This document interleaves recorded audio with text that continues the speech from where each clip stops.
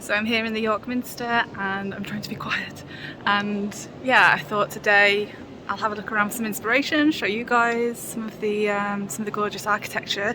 It's a beautiful old building and maybe we can find some painting inspiration. So this week I had the pleasure of going to York. Not only did I get to soak up some sun, have a few drinks in some beer gardens, but I also got to soak up a little bit of history and a bit of architecture as well. For those of you who don't know, York is one of the oldest cities in England and it is so beautiful. So I went to check out the York Minster, which is a really old, gorgeous Gothic cathedral. I visited this cathedral a few times, but not since I started painting, and I went there to see if there was any inspiration I could get from some of the old stonework, maybe some of the marble statues, some of the decor. So when I got there was obviously a lot of stone because it's a cathedral. It was grand, it was huge, it was beautiful. Really looking for was the details of age. So as you guys know, I love to age a lot of my pieces of work. So I was looking at the details of age on things and just trying to see if there were things that I could pick out and maybe work into this week's furniture piece.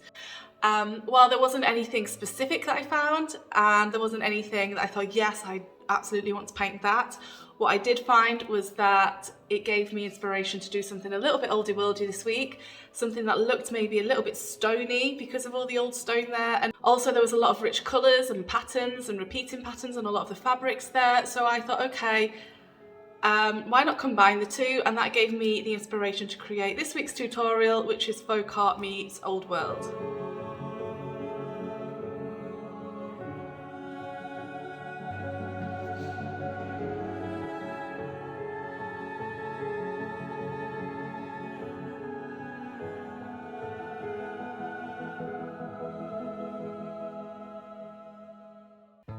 So to start with today, after cleaning my piece, I used Dixie Belle's brand new Terra Clay Paint. So I started with the Big Daddy brush, which is this huge brush with lots of natural textured bristles.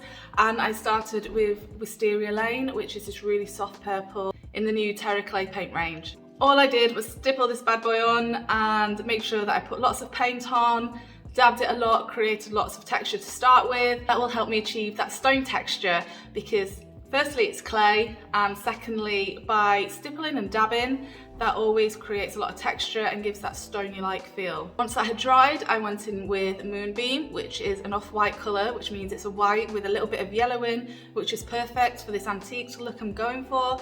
And with the Big Daddy brush again, I did the same process. However, this time I was sure not to cover up all of the lilac-y colour underneath. I wanted some of that peeking through.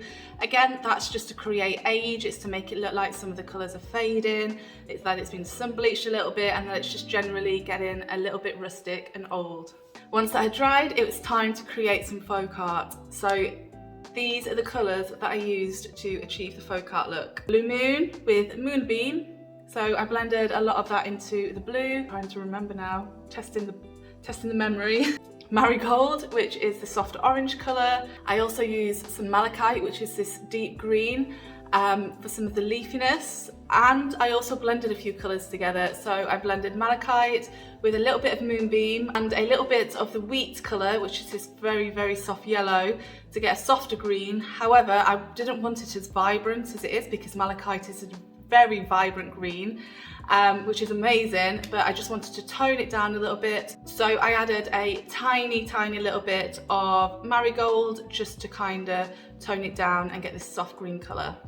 Okay, when it comes to folk art for me and when it comes to my finishes in general, if you've been watching me for a while, you know I'm not into perfect finishes. If you're new to this channel, you'll soon find out that I don't do perfect finishes.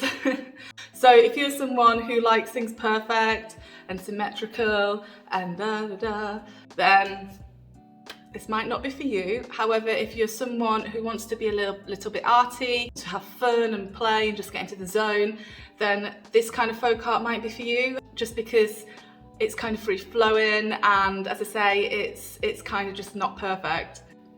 I don't overthink things generally. I just like to get in the zone and paint. Also, if you enjoy this video, then don't forget to give it a like. And if you're new to the channel, don't forget to hit that subscribe button if you want more painty videos.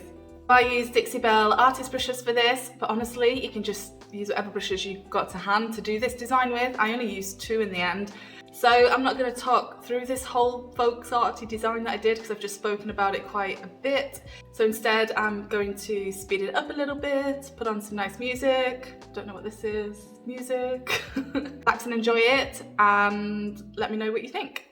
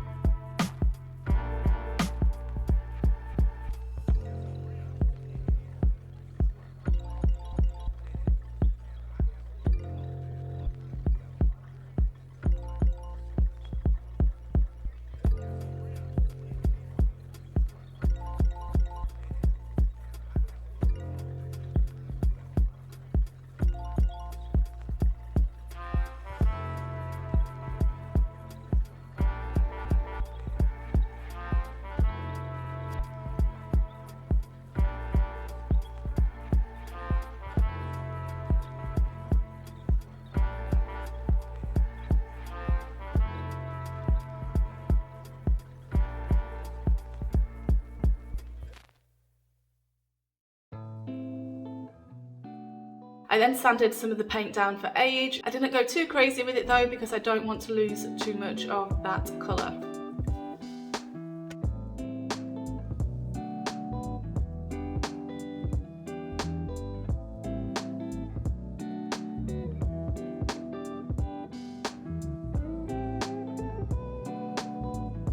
Okay, so now that the front design part of this piece has been completed, it's time to do the sides.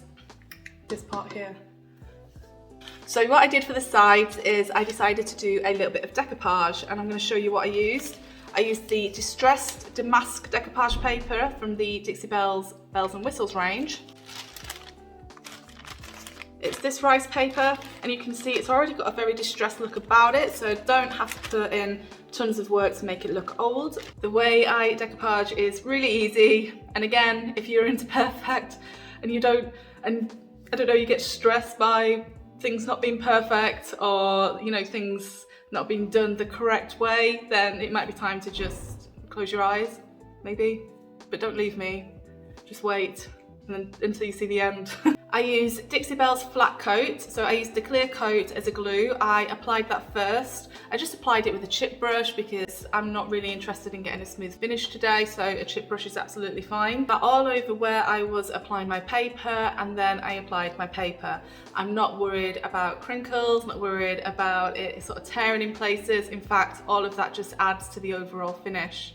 So once I've got my decoupage paper in place, I then apply some more of the clear coat over the top just to make sure it's nice and secure, and then I go around the edges and I just literally tear the edges off. If you want a perfect finish, you can measure it out perfectly beforehand to the space that it's going in on your furniture and just cut it out, or you can even use a little bit of sandpaper to do a nice clean line. For me right now, I just want it looking kind of crazy and old, so I just tore all of the edges off, and if a little bit too much tore off, then fine, it's distressed.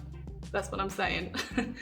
Once I had done that and that had dried, it was time to then add more age to this piece. So to add age to this piece, I used Van Dyke Brown Glaze. I saturated my furniture before I actually went in and applied it to make sure that I've got a nice watery base, and then went in again just using a chip brush, just applied it over the top. Applied it thicker in some areas and thinner in others, as I often do. And then I used the ragging technique, which basically means I had a rag and I just started to tap the furniture down, because this then creates extra texture, it creates extra age, and just makes the piece look more authentically old. To finish up, I sealed this piece with Dixie Belle's flat clear coat. Alright, so now I am going to show you the staged finished look and photograph look for this piece. Let me know in the comments if you enjoyed this video, whether or not it's something you would love to paint. Is it something you'd love in your own home? I always love to hear your thoughts and feedback. And I make these videos for you guys. If there is ever anything you would like to see in these videos, I would love to hear from you, love to hear your suggestions. And as always guys, have an awesome time painting. Take care and bye-bye.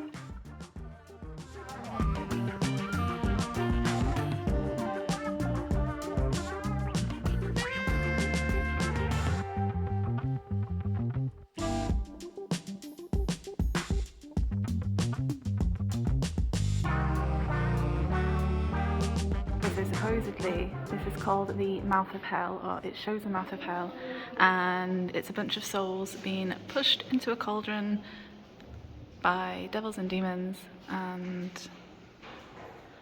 yeah, it's quite old.